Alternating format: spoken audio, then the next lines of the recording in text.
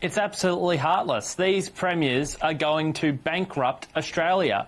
They have all the power, but none of the economic responsibility. And I think the federal government needs to step in and pull back some of those subsidies to now, so the premiers really have an economic imperative to keep their borders open.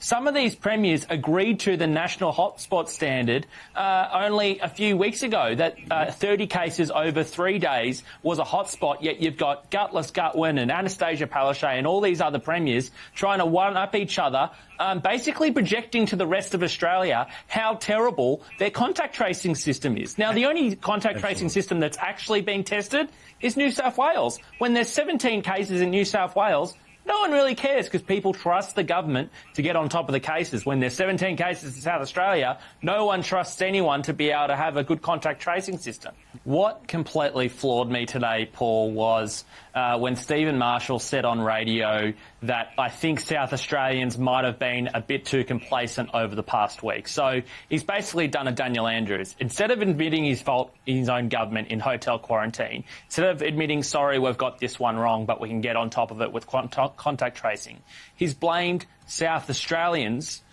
for the mistakes of his government. That's not good enough, and people should entirely reject that premise. On the broader point, I think that we absolutely need to look at ways we can get stranded people home. But you've got to remember, it was Stephen Marshall who tried to push for international students to come first and get through the door first in that state. So we absolutely need to help people that are trying to reunite their families by Christmas, and trying to reunite their families by Christmas between state borders as well.